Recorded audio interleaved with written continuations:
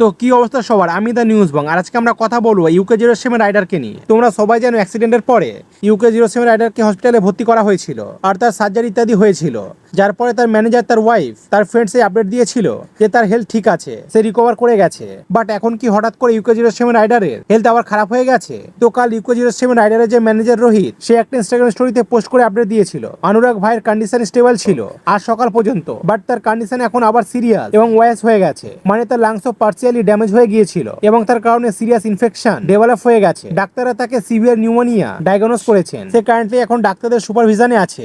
তোমাদের সবার কাছে রিকোয়েস্ট আছে যে তার জন্য প্রে করো। নেক্সট আমরা কথা বলবো বারাপাও গার্ল চন্দ্রিকা দীক্ষিতের সম্পর্কে। তো রিসেন্টলি তিনি এমন কিছু বলে ফেলেছে যার পরে তিনি অনেক বেশি ব্যাকল্যাশ আর হেড পাচ্ছে। বেসিক্যালি তার একটা পডকাস্টের ক্লিপ এখন অনেক বেশি ভাইরাল হচ্ছে, সেখানে সে কি বলেছে তোমরা শুনতে পারো। मुझे कोई शर्म नहीं है सर।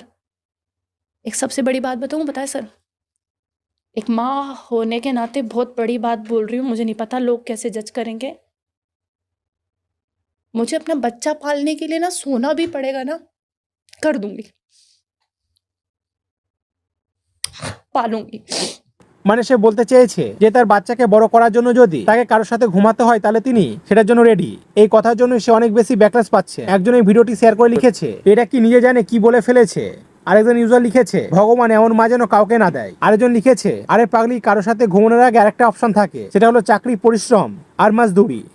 নেক্সট আমরা কথা বলবো বাদশা সম্পর্কে। তো বাদশা এখন সিরিয়াস লিগ্যাল ট্রাভেল ফেস করছেন। হরিয়ানা স্টেট কমিশনার ফর হুমেন বাদশার বিরুদ্ধে অ্যারেস্ট ওয়ারেন্ট ইস্যু করে দিয়েছে। কিছুদিন আগে তার যে মিউজিক ভিডিও আউট হয়েছিল টিটিটোরি, সেটা নিয়ে সমস্যা হয়েছে। সেই মিউজিক ভিডিওতে দেখানো হয়েছিল কিছু ডান্সার স্কুলে ড্রেস পরে ডান্স করছে, তারপর বাদশার এন্ট্রি হয়। তারপর তিনি এমন কিছু রিলিক্স গিয়ে দেন যার ফলে অনেক বেশি আউটরেজ হয়। তার বিরুদ্ধে এফআইআর দায়ের হয়েছে এবং হরিয়ানা স্টেট কমিশন ফর হুমেন তাকে 13 তারিখ মানে দুদিন আগে পানিপথে ডেকেছিল। তাকে জিজ্ঞাসাবাদের জন্য বেসিক্যালি সামান পাঠানো হয়েছিল, বাট বাদশা সেখানে যায়নি। তাই হরিয়ানা স্টেট কমিশনার ফর হুমেন তার বিরুদ্ধে অ্যারেস্ট ওয়ারেন্ট ইস্যু করার অর্ডার দিয়েছে। এছাড়াও তার পাসপোর্ট সিজ করার অর্ডার দেওয়া হয়েছে যাতে তিনি দেশ ছেড়ে পালাতে না পারেন।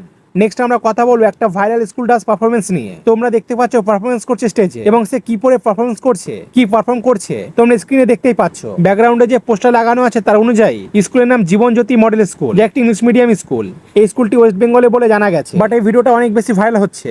একজন ভিডিওটা শেয়ার করে লিখেছে স্কুলে কালচার প্রোগ্রামের নামে এসব কি হচ্ছে, এটা কেমন ধরনের সাংস্কৃতিক অনুষ্ঠান, এত অশ্লীলতার কি দরকার ছিল। স্টেজে টাওয়াল ডান্স চলছে আর পেছনে বড় করে স্কুলের নাম লেখা জীবনজ্যোতি মডেল স্কুল। এই ধরনের সাংস্কৃতিক অনুষ্ঠানে বাচ্চারা কি শিখবে? আরেকজন ইউজার লিখেছেন ডেফিনেটলি এই স্কুল এডুকেশনের জন্য নয়, অন্য কিছুর জন্য পরিচিত হবে। আরেকজন লিখেছে আজকাল স্কুল আর কলেজ ফাংশনের নামে যে কোনো কিছুই হচ্ছে। নেক্সট আমরা কথা বলবো ফুকরা ইনসানের সম্পর্কে। তো ফুকরা ইনসান এই বিষয়টি নিয়ে ইউটিউবের উপরে একদম খুশি নয়। আজ তিনি নিজের স্টোরিতে বলেছেন যে তিনি ভিডিও আপলোড করতে যাচ্ছিলেন তখনই তিনি একটা ফেক কপিরাইট স্ট্রাইক পেয়ে যান। কনসার্নিং পার্ট হলো থাগেসের ফেক আইডি ব্যবহার করে এই ফেক স্ট্রাইক দেওয়া হয়েছে, যা ক্লিয়ারলি দেখায় যে কেউ সিস্টেম মিসইউজ করে তাকে বিরক্ত করার চেষ্টা করেছে। সে বলেছে আমি স্ট্রংলি ফিল করি যে ইউটিউবের আরো স্ট্রিক্ট ভেরিফিকেশন মেজার্স ইমপ্লিমেন্ট করা উচিত যাতে এই ধরনের ফেক স্ট্রাইক ইউজারদের না পড়ে। সে আরো বলেছে তিনি সাইবার ক্রাইমে একটা কমপ্লেনও ফাইল করেছে, তারা স্ট্রিক্ট লিগ্যাল অ্যাকশনও নিতে যাচ্ছে এবং আশা করা হচ্ছে বিষয়টি খুব তাড়াতাড়ি রিজলভ হয়ে যাবে। নেক্সট আমরা কথা বলবো ইনস্টাগ্রামের সম্পর্কে। তো ইনস্টাগ্রামের চ্যাটস এখন আর প্রাইভেট থাকবে না। হ্যাঁ, ঠিকই শুনলে, মে মাসের 8 তারিখ থেকে তারা এন্ড টু এন্ড ইনক্রিপ্টন চ্যাট সরিয়ে দিচ্ছে। তারা তাদের ইউজারদের বলে দিয়েছে যে যদি এই চেঞ্জে আপনাদের প্রাইভেসির উপর ইম্প্যাক্ট পড়ে তাহলে আপনার কারেন্ট মেসেজ এবং মিডিয়া ডাউনলোড করে রাখতে পারেন। বাট তারা এটা কেন করেছে? তারা রিপ্লাই দিয়েছে যে খুব কম মানুষ ডিএম end to end encrypted messaging app করছে, আর যদি আপনাদের মেটা তরফ থেকে এন্ড টু এন্ড ইনক্রিপ্টেড দরকার হয় তাহলে আপনারা হোয়াটসঅ্যাপ ব্যবহার করতে পারেন।